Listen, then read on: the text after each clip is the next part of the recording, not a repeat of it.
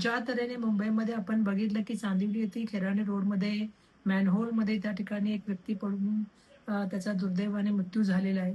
आणि आता मुंबईकरांचा हाच प्रश्न सगळ्या मुंबई महानगरपालिकेला, महापौरांना असणार आहे, की आपण मुंबईकरांचा जीव धोक्यामध्ये टाकण्याचं काम का करतात? कारण आपण जर बघितलं तर काल सुद्धा जे आहे ते एका शाळकरी मुलावरती जे आहे ते चेंबूरमध्ये आपण बघितलं की झाड पडून त्याचा दुर्दैवाने मृत्यू झाला. त्याचबरोबर आपण बघितलं की एका ठिकाणी बिल्डिंग कोसळण्याचं काम झालं. एका माणसाला जे आहे त्या ठिकाणी शॉक पडून त्याचा दुर्दैवाने मृत्यू झाला.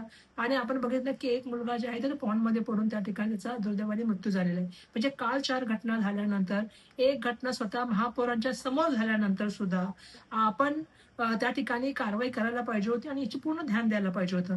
दुर्दैवाने हे मॅनहोल खुले कसे होते ह्याचाच मला महत्त्वाचा प्रश्न आहे, की ज्या वेळेला आपण अशा वेळेला मॅनहोल ओपन करतो, कारण मागच्या वेळेस सुद्धा आपल्याला माहिती आहे, की त्यावेळेला एका डॉक्टरांचा दुर्दैवाने मॅनहोलमध्ये वाहून मृत्यू झाला होता. त्यावेळी आपण सांगितलं होतं, की ज्या वेळेला अशी मॅनहोल जास्त पाऊस येतो त्यावेळी खोलली जातात, तेव्हा तिथल्या तरी कोणीतरी प्रशासकीय अधिकाऱ्यांनी त्याची जबाबदारी घेऊन त्या ठिकाणी उभं राहण्याची आवश्यकता होती.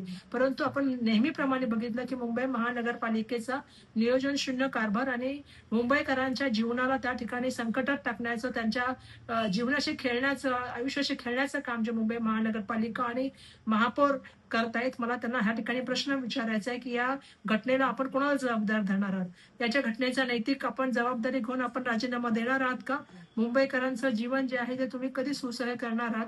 आणि मुंबईकरांना त्या ठिकाणी ज्या वेळेला आपण बघतो, की 2 दिवस, 3 दिवस पाऊस पडला, की नाले सफाईच्या नावाची जी फसवणूक केली जाते, जी तिजोरी लुटली जाते, त्याला थांबवण्याचं काम येणाऱ्या काळात तरी होणार आहे का? हा माझा त्यांना त्या ठिकाणी प्रश्न आहे.